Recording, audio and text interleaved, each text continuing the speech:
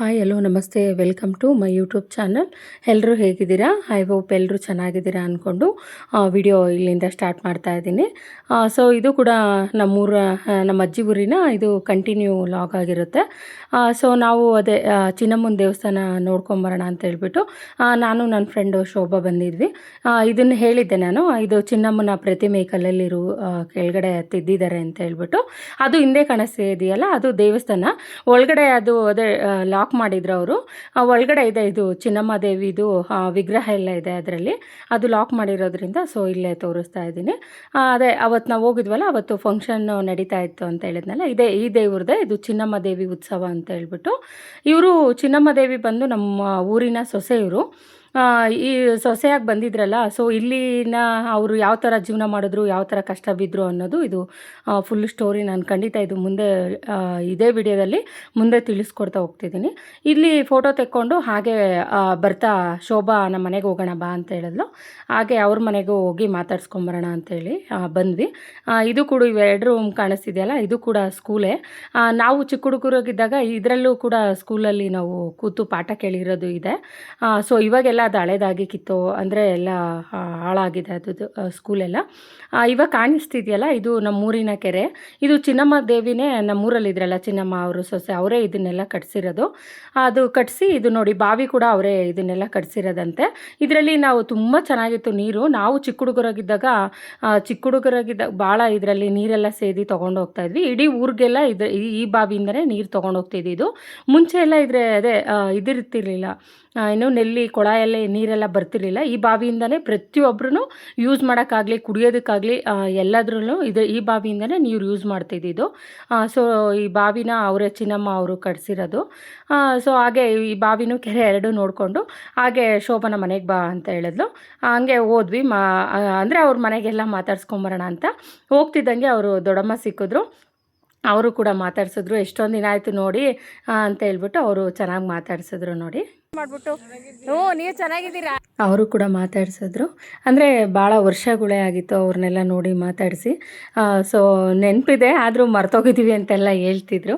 ಆಮೇಲೆ ಮಾತಾಡಿಸಿ ಹಾಗೆ ಶೋಭರ ಅವ್ರ ದೊಡ್ಡಮ್ಮ, ಹಂಗೆ ಅವ್ರ ಅಮ್ಮ ಮತ್ತು ಅವ್ರ ಅಣ್ಣ ಎಲ್ಲ ಬಂದರು ಮಾತಾಡ್ಸೋದಕ್ಕೆ ಅಂತ ಹೇಳ್ಬಿಟ್ಟು. ಅವರು ಕೂಡ ಊಟ ಮಾಡು, ಕಾಫಿ ಕುಡಿ ಅಂತೆಲ್ಲ ಮಾತಾಡಿಸ್ತಾ ಇದ್ರು. ಮತ್ತು ನಮ್ಮ ಫ್ಯಾಮಿಲಿ ಅಕ್ಕ ತಂಗಿ ಆಮೇಲೆ ತಮ್ಮನ್ನ ಎಲ್ಲರೂ ಕೇಳ್ತಾ ಇತ್ತು ಪಾಪ ಅಕ್ಕಯ್ಯ, ಇವರು ಸಾಕಮ್ಮಕ್ಕಯ್ಯ ಅಂತ. ನಾವು ಮುಂಚೆಯಿಂದನೂ ಆಂಟಿ ಅವೆಲ್ಲ ಅಂತಿರಲಿಲ್ಲ ಊರಲ್ಲಿ, ಅದೇ ಥರನೇ ನಾವು ಮಾತಾಡಿಸ್ತಿದ್ದು. ಸೊ ಅವರು ಎಲ್ಲ ನಮ್ಮ ಫ್ಯಾಮಿಲಿನೆಲ್ಲ ಕೇಳಿಕೊಂಡು ಹಾಗೆ ಕೂತಿದ್ರು. ಎಷ್ಟೊಂದು ವರ್ಷಕ್ಕೆ ಬಂದಿದೆಯಾ, ಈ ಕಡೆಗೆ ಬರೋದೇ ಇಲ್ಲ ಅಂತೆಲ್ಲ ಹೇಳ್ತಾಯಿದ್ರು. ಪಾಪ ಎಲ್ಲರೂ ಫ್ಯಾಮಿಲಿನ ಪೂರ್ತಿ ಎಲ್ಲ ಕೇಳಿ ಮಾತಾಡ್ಸಿದ್ರು. ಹಾಗೆ ಕಾಫಿ ಮಾಡ್ಕೊಬಂತು ಆನಂದಣ್ಣ ಅವ್ರನ್ನೂ ಹೆಂಡ್ತಿ, ಅವ್ರನ್ನೂ ಕೂಡ ನೋಡಿರಲಿಲ್ಲ, ಹಂಗೆ ಅವ್ರನ್ನೂ ಕೂಡ ಮಾತಾಡಿಸ್ದೆ.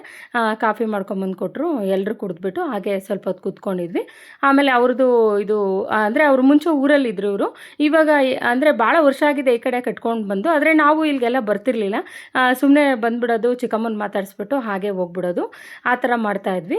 ಸೊ ಇವತ್ತು ಬಂದಲ್ಲ, ಅದಕ್ಕೆ ಇದು ಈ ಕಡೆಗೆ ಬಂದುಬಿಟ್ಟಿದ್ದೀರಾ ಅಂತ ಹೇಳ್ಬಿಟ್ಟು ಎಲ್ಲ ಮನೆ ಸುತ್ತು ಎಲ್ಲ ನೋಡಿದ್ವಿ. ಚೆನ್ನಾಗಿದೆ, ಚೆನ್ನಾಗಿ ಅಂದರೆ ವಿಶಾಲವಾಗಿದೆ. ಮನೆ ಮುಂದೆ ಎಲ್ಲ ಕೂತ್ಕೊಳೋದಕ್ಕೆಲ್ಲ ತುಂಬ ಚೆನ್ನಾಗಿ ಕಟ್ಟಿದ್ದೀರಾ ಅಂತೆಲ್ಲ ಮಾತಾಡ್ತಾಯಿದ್ವಿ. ಶೋಭಾ ಹೌದು ಕಟ್ಸಿದ್ದಾರೆ, ಚೆನ್ನಾಗಿದೆ ಅಂತೆಲ್ಲ ಅವಳು ಹೇಳ್ತಾ ನಿಂತ್ಕೊಂಡಿದ್ರು. ಸೊ ಹೀಗೆ ಎಲ್ಲ ಮಾತಾಡ್ಕೊಂಡು ಕೂತ್ಕೊಂಡ್ವಿ. ಆಮೇಲೆ ಅದೇ ಈ ಚಿನ್ನಮ್ಮಂದು ಸ್ಟೋರಿ ಹೇಳಿ ಅಂತೆಲ್ಲ ನಾನು ಕೇಳಿದೆ, ಅದಕ್ಕೆ ಅವರು ಹೇಳ್ತಿದ್ದಾರೆ ನೋಡಿ. ನಮ್ಮ ಕಡೆಯಿಂದ ನಮ್ಮ ತಾತವರು ಎಷ್ಟು ಸಾಲುಗಳೋಗವ ಗೊತ್ತಿಲ್ಲ ನಮಗೆ. ಗೊತ್ತಿರೋದು ಯಾರು ಎಡವನವ್ರು ಬಂದು ಹೇಳಿದ ಕತೆ ನಾವು ಕೇಳಿರೋದು, ಅವರು ಹೇಳಿರೋದಲ್ಲ. ಈ ಎತ್ತುಗಳು ಕೊಳ್ಳಕ್ಕೆ ಹೋದ್ರಂತೆ ನಮ್ಗೆ ಪಾವಗಡದ ಕಡೆ ಹೋಗವ್ರೆ, ಕದ್ರಿಗೆ ಪಾವಗಡಕ್ಕೆ ಆ ಕಡೆಗೆ ಹೋಗವ್ರೆ. ಎತ್ಕೊಳ್ಳಕ್ ಹೋಗೋಣ ಅಂತ ಹೋದ್ರೆ ಈ ಅಮ್ಮನ ಚಿಲ್ಕಲ್ ಬಂಡಿ ತಂಗಿ ಒಬ್ಳೆ ಅಂತ ಹೇಳ್ಬಿಟ್ಟು ಅವ್ರ ಅಣ್ಣದಿರು ಈ ಚಿಲ್ಕಲ್ ಬಂಡಿ ಹೊಳ್ಕೊಂಡಿರ್ಸ್ಕೊಂಡು, ಆ ಕಾಲದಾಗ ಬೆಂಡುಗಳೆಲ್ಲ ಜೋಡಿಸಿ ನಾವು ಬೆಂಡು ಹಳ್ಕೊಂಡು ನಡ್ಕೆಲ್ಲ ಮಾಡ್ಕೊಂತೀವಿ ಕಣ್ಣು. ಹಂಗ ಅವ್ರು ಬೆಂಡೊಳಗೆ ಚಿಲ್ಕಲ್ ಬಂಡಿ ಮಾಡಿದ್ರಂತೆ. ಬೆಂಡೊಳಗೆ ಕುಂಡ್ರಿಸ್ಕೊಂಡು ಆಟ ಆಡ್ಕೊಂಡು ಎಳ್ಕೊಂಡು ಬರ್ತಾ ಇದ್ರು. ಈ ಅಪ್ಪ ಇವ್ರು ಹೋಗಿದ್ರಲ್ಲ ಎತ್ತುಗಳಿಗೆ, ಅಡ್ಡ ಬಂದೈತೆ ಯಾವುದೋ ದೇವ್ರು ಬಂದೈತೆ ಅಂತ ನಮಸ್ಕಾರ ಪಡಪ್ಪ ಅಂತ ಅಂದವ್ರೆ ನೋಡಿದಾಗ ಇವ್ರೆಲ್ಲಾರ ಹೆಣ್ಣೊಕ್ಕರತಿ ನಿನ್ನಂತವ್ರು ಹೆಂಗಸ್ರಲ್ಲ ಅಂದ್ರೆ ಅವ್ರಿಗೆ ಅವಾಗ ತಿಳುವಳಿಕೆ ಇರಲ್ಲ, ಅದಕ್ಕೆ ತಿಳುವಳಿಕೆ ಗೊತ್ತಿಲ್ಲ. ಅದು ಸಿಲುಕಲ್ ಬಂಡಾಗ ಅವ್ರು ದೂರಾಗ ಬಂದ್ರೆ ದೇವ್ರು ತತ್ತವ್ರೆ ಅಂತ ಅವ್ ನಿನ್ನಂತವ್ರು ನೋಡ ಇವ್ರೇನು ಹೆಂಗಸಿಗೆ ನಮಸ್ಕಾರ ಮಾಡ್ತಾರೆ ಅಂತ ನಕ್ಬಿಟ್ರೆ ಆವಾಗ ನಮ್ಮ ಶಾಸ್ತ್ರ ಗೌಡ್ರಿಗೆ ಕೋಪಗಳು ಆವಾಗ ಅವ್ರು ಬಂದು ಎಟ್ಟಿತ್ತ ಪದ್ದನಕ ನೀನೆ ಪಡ್ಕೊಯಿ ಇದು 7 ಬಂಡಿ ಕಾಲ ಕಸ ಹಾಕ್ಬೇಕು ಇಲ್ಲಿ ಬಂದ್ಮೇಲೆ ಕೋಪಕ್ಕೆ ಅವರು ಕೆಲಸ ಆಡ್ದಾನಿಗೆ ಮುಖ್ಯ ತುಮಕದ ಅಂತ 7 ಮಂದಿ ಕಸ ಹಾಕ್ಬೇಕು 7 ಅಲ್ಲಿ ಎಲೆ ಕೂಡಿದ್ರೆ ఎవరో వచ్చిన్నారు ఎవరో ಮಿಂಡ್ಗಳು వచ్చిన్నారు ಅಂತ ಅವಾಗ ಇಟ್ಕೊಂಡು ಬಿಡಿದಾರ. ಕೆಟ್ಟದಾಗಿ ಮಾತಾಡಮ್ಮನ್ನ ಕೆರೆ ಕಟ್ಟಿ ಅಲ್ಲೊಂದು ಮಾವಿನ ಮರ ಹಾಕೋಗಿದ್ದಂತ ಇಬ್ಬರು ಅವಾಗ ಶೋಭರ್ ದೊಡ್ಡಮ್ಮ ಇದು ಕಂಪ್ಲೀಟ್ ಸ್ಟೋರಿ ಹೇಳಿದರು, ಬಟ್ ತುಂಬ ಡಿಸ್ಟರ್ಬೆನ್ಸ್ ಇರೋದ್ರಿಂದ ಅದನ್ನು ನಾನೇ ಡಿಲೀಟ್ ಮಾಡಿದ್ದೀನಿ. ಈ ಕಂಪ್ಲೀಟ್ ಸ್ಟೋರಿ ನಾನು ಖಂಡಿತ ಇದೇ ವಿಡಿಯೋದಲ್ಲಿ ಮುಂದೆ ನಾನು ಹೇಳ್ತೀನಿ. ಹಾಗೆ ನಾನು ಹೊರಟೆ, ಅದಕ್ಕೆ ಅಕ್ಕ ಅದು ಸಾಕಮ್ಮಕ್ಕಯ್ಯ ಮತ್ತು ಆನಂದಣ್ಣ ಎಲ್ಲರೂ ಊಟ ಮಾಡ್ಕೊಂಡು ಹೋಗುವಂಥ ಬಲವಂತ ಮಾಡಿದ್ರು. ಅದಕ್ಕೆ ಶೋಭಾ ಅನ್ನ ಸಾಂಬಾರು ಒಪ್ಪಳ ಎಲ್ಲ ಮಾಡಿದರು, ಮುದ್ದೆ ಎಲ್ಲ ಇಟ್ಕೊಟ್ರು. ನಾನು ಊಟ ಮಾಡಿಬಿಟ್ಟು ಬರ್ತೀನಿ ಅಂತ ಹೇಳ್ಬಿಟ್ಟು ಬರ್ತಾ ಹಾಗೆ ನಮ್ಮೂರು ಶೆಟ್ರು ಸಿಕ್ಕಿದ್ರು, ಅವರು ಕೂಡ ಮಾತಾಡ್ಸಿದ್ರು. ನೋಡು ಅದಕ್ಕೆ ಇವತ್ತು ಬಂದಿದ್ದೀವಿ ನೋಡು. ನೀವು ಚೆನ್ನಾಗಿದ್ದೀರಾ? ಅಡುಗೆ ಊಟ ಎಲ್ಲ ಆಯ್ತು? ಶಿವಪ್ಪ ಚೆನ್ನಾಗಿದ್ದೀರಾ? ಇವರಾ? ಹೌದಾ? ಇವರು ನಮ್ಮೂರು ಶೆಟ್ರು, ಉಷಾಕ ಮತ್ತು ಶಿವಪ್ಪ ಅಂತ ಅವ್ರ ಹೆಸರು. ಚಿಕ್ಕ ವಯಸ್ಸಿಂದನೂ ಅಷ್ಟೇ ನಮ್ಮನ್ನೆಲ್ಲ ತುಂಬ ಚೆನ್ನಾಗಿ ಮಾತಾಡಿಸ್ತಾಯಿದ್ರು. ಅವರು ಕೂಡ ಯಾವಾಗ ಹೋದ್ರೂ ಅಷ್ಟೇ ತುಂಬ ಚೆನ್ನಾಗಿ ಮಾತಾಡಿಸ್ತಿರ್ತಾರೆ ಇವರು ಇಬ್ಬರು ಅಷ್ಟೇ. ಹಾಗೆ ಅವ್ರನ್ನೆಲ್ಲ ಮಾತಾಡಿಸ್ಕೊಂಡು ಇವ್ರ ಮಗಳಿದ್ದಾರೆ, ಅವ್ರನ್ನೂ ಕೂಡ ಕೇಳಿದೆ. ಅವ್ರನ್ನ ಮಾತಾಡ್ಸ್ಕೊಂಡು ಬರ್ತೀನಕ್ಕ ಅಂತೇಳಿ ಬಂದೆ. ಚಿಕ್ಕಮ್ಮ ಫೋನ್ ಮಾಡಿತ್ತು, ಪ್ರಕಾಶ ಬಂದಿದ್ದಾನೆ ಬಾ ಅಂತ ಹೇಳ್ಬಿಟ್ಟು, ಅಂದರೆ ನಮ್ಮ ಮನೆಯವ್ರು ಬಂದಿದ್ದಾರೆ ಬಾ ಅಂತ ಹೇಳ್ಬಿಟ್ಟು ಫೋನ್ ಮಾಡಿತ್ತು, ಅದಕ್ಕೆ ಬಂದೆ.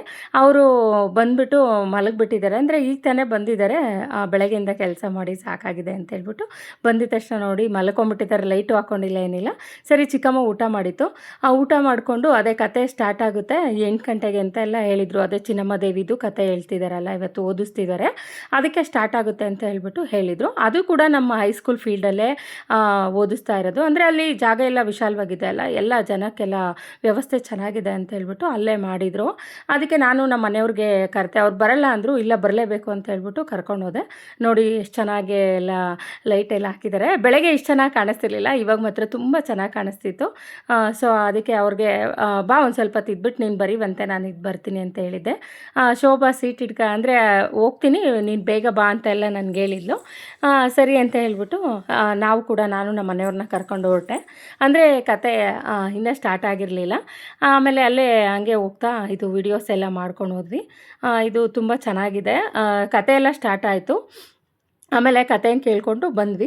ಇದ್ರ ಮುಂದಿನ ಸ್ಟೋರಿ ಏನು ಅಂತ ಹೇಳಿದ್ರೆ, ಚಿನ್ನಮ್ಮ ದೇವಿ ಅವರು ಪಾವಗಡ ಅವರೂರು, ಅಲ್ಲಿಂದ ನಮ್ಮೂರಿಗೆ ಸೊಸೆಯಾಗಿ ಅವ್ರು ಬಂದಿದ್ದು. ಯಾವ ರೀತಿ ಸೊಸೆ ಆದರು ಅಂತ ಹೇಳಿದ್ರೆ, ನಮ್ಮೂರಲ್ಲಿರೋರು ಅಲ್ಲಿ ಪಾವಗಡದ ಹತ್ರ ದನಗಳ ಜಾತ್ರೆಗೆ ಅಂತ ಹೇಳಿ ಹೋಗಿದ್ರಂತೆ. ಅದು ಚಿನ್ನಮ್ಮ ದೇವಿನ ಅವ್ರಿಗೆ ಮಕ್ಕಳಿರ್ಲಿಲ್ವಂತೆ. ಇದು ಕದ್ರಿ ನರಸಿಂಹಸ್ವಾಮಿನ ಅವ್ರ ಅಪ್ಪ ಅಮ್ಮ ಅವ್ರಿಗೆ ಭಕ್ತರಂತೆ.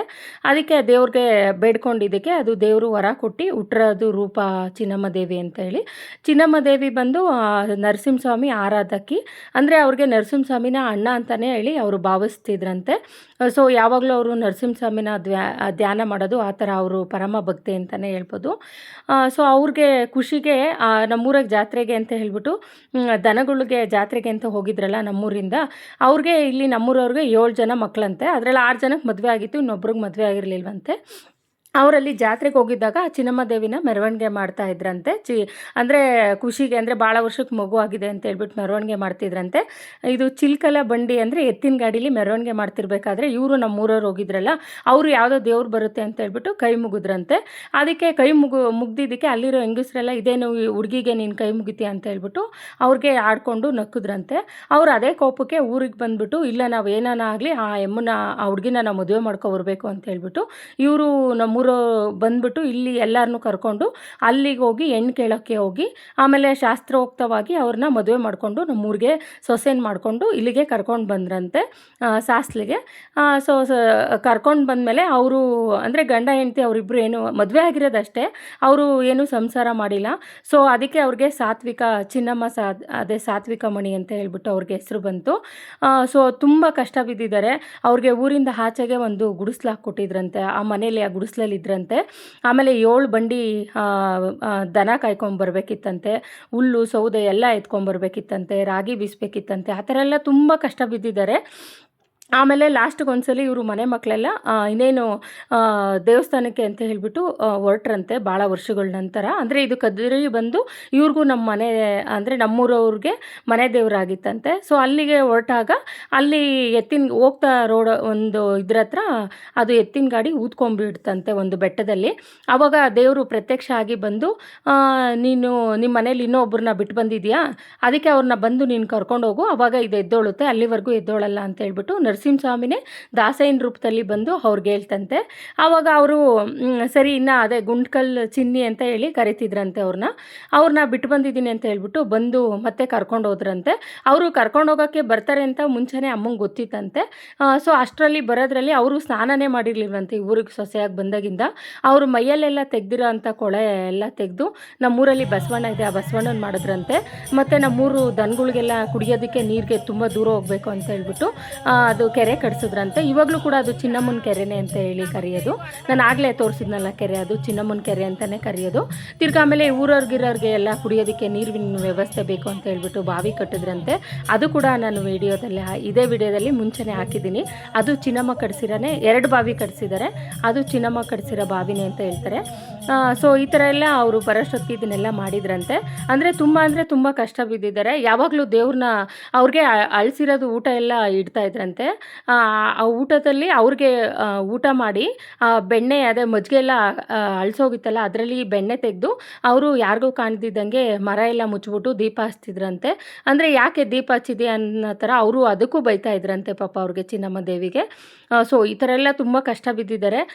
ಫೈನಲಿ ಅದೇ ಇವ್ರನ್ನ ಕರ್ಕೊಂಡು ಹೋಗೋಕ್ಕೆ ದೇವಸ್ಥಾನಕ್ಕೆ ಮನೇಲಿ ಒಬ್ರನ್ನ ಬಿಟ್ಟು ಬಂದಿದ್ದೀವಿ ಅಂತ ಹೇಳಿ ಇವ್ರನ್ನೂ ಬಂದು ಕರ್ಕೊಂಡು ಹೋಗೋಷ್ಟೊತ್ತಿಗೆ ಇದೆಲ್ಲ ಮಾಡಿ ಹೋಗಿದ್ರಂತೆ. ಸೊ ಇವ್ರು ಹೋಗ್ತಿದ್ದಂಗೆ ಅಲ್ಲಿ ಗಾಡಿ ಊದ್ಕೊಂಡಿತ್ತಲ್ಲ, ಆ ಗಾಡಿ ಸುಮ್ಮನೆ ಹಿಂಗೆ ದೇವ್ರನ್ನ ನೆನಪಿಸ್ಕೊಂಡು ಕದ್ರಿ ನರಸಿಂಹಸ್ವಾಮಿನ ಅಂದಿದ ತಕ್ಷಣ ಅದು ಗಾಡಿ ಎದ್ದೋಳ್ತಂತ ಮೇಲೆ. ಆಮೇಲೆ ಕುಟುಂಬ ಸಮೇತರಾಗಿ ಕದ್ರಿ ನರಸಿಂಹಸ್ವಾಮಿನ ದರ್ಶನ ಮಾಡಿದ್ರಂತೆ. ಅವರು ಮತ್ತೆ ಅಲ್ಲಿಗೆ ಹೋದರು. ಅದೇ ಲಾಸ್ಟು ನಮ್ಮೂರಿಗೆ ಮತ್ತೆ ಅವರು ಬರಲಿಲ್ವಂತೆ. ಇವಾಗೂ ಕೂಡ ಕದ್ರಿಯಲ್ಲಿ ಅದು ಶಿಲೆಯಾಗಿ ಇದೆ ಅಂತ ಹೇಳ್ಬಿಟ್ಟು ಹೇಳ್ತಾರೆ. ನಮ್ಮೂರಲ್ಲಿ ಭಾಳ ಜನ ಒಕ್ಕಲಿದ್ದಾರೆ, ಅವಾಗವಾಗ ಹೋಗ್ತಿರ್ತಾರೆ. ಮುಂಚೆ ಅವರು ಆಗ ವರ್ಷಗಳ ಹಿಂದೆ ನಮ್ಮೂರಿಂದ ಈ ಕಡೆ ಸಾಸ್ಲು ಈ ಥರ ದೊಡ್ಡಬಳ್ಳಾಪುರದಿಂದ ಬಂದಿದ್ದೀವಿ ಅಂತ ಹೇಳಿದರೆ ಅಲ್ಲೆಲ್ಲ ಅವ್ರನ್ನ ಕಟ್ಟಾಕಿ ಫೈನ್ ಎಲ್ಲ ಹಾಕ್ತಿದ್ರಂತೆ, ಬರಬೇಡಿ ನೀವು ಅಂತ ಹೇಳ್ಬಿಟ್ಟು. ಇವಾಗೆಲ್ಲ ಆ ಥರ ಮಾಡಲ್ಲ, ಬಟ್ ಅವಾಗೆಲ್ಲ ಆ ಥರ ಮಾಡ್ತಿದ್ರಂತೆ.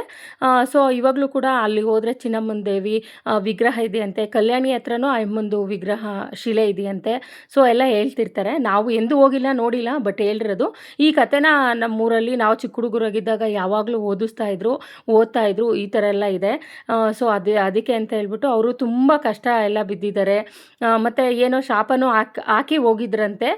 ಸೊ ಇವತ್ತಿಗೆ ಆ ಶಾಪ ಮುಗೀತು ಅಂತ ಹೇಳ್ಬಿಟ್ಟು ಅವಾಗಲೇ ಅವರು ಶೋಭಾರ್ ದೊಡ್ಡಮ್ಮ ಹೇಳಿದ್ರು.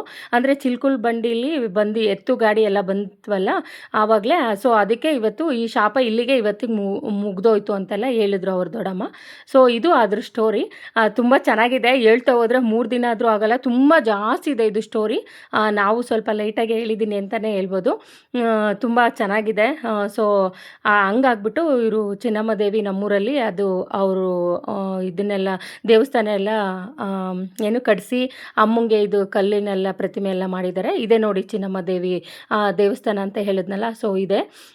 ಆಮೇಲೆ ಇದು ನಮ್ಮೂರು ದೇವಸ್ಥಾನ, ಇದು ಆಂಜನೇಯಂದು ಟೆಂಪಲು ಇದೆ ನೋಡಿ. ಅವ್ರ ಅಮ್ಮ ಬಸವಣ್ಣನ ಕೆತ್ತಿದ್ದಾರೆ ಅನ್ನಲ್ಲ, ಅದೇ ದೇವಸ್ಥಾನ. ಇದು ಬಂದು ಆಂಜನೇಯಂದು ನಮ್ಮೂರಲ್ಲಿರೋ ದೇವಸ್ಥಾನ. ಸೊ ಈ ಥರ ಎಲ್ಲ ಮಾಡಿ ಅವರು ಅಮ್ಮ ಇಲ್ಲಿಂದ ನಮ್ಮೂರು ಬಿಟ್ಟು ಹೋಗಿರೋದು. ಮತ್ತು ಈ ಊರಿಗೆ ಅವ್ರೇನು ಬಂದಿಲ್ಲ. ಸೊ ಅಲ್ಲೇ ಹೇಳಿದ್ನಲ್ಲ, ಕದ್ರಿ ನರಸಿಂಹಸ್ವಾಮಿ ಹತ್ರನೇ ಇದ್ದಾರೆ. ಸೊ ಈ ಊರಿನ ಸ್ಟೋರಿ ಇದು. ಸೊ ಇಷ್ಟು ನನಗೆ ಗೊತ್ತಿರೋಷ್ಟು ನಾನು ಹೇಳಿದ್ದೀನಿ. ಅಂದರೆ ತುಂಬ ಭಾಳ ಇದೆ ನಿಜ ಹೇಳಬೇಕು ಅಂದರೆ.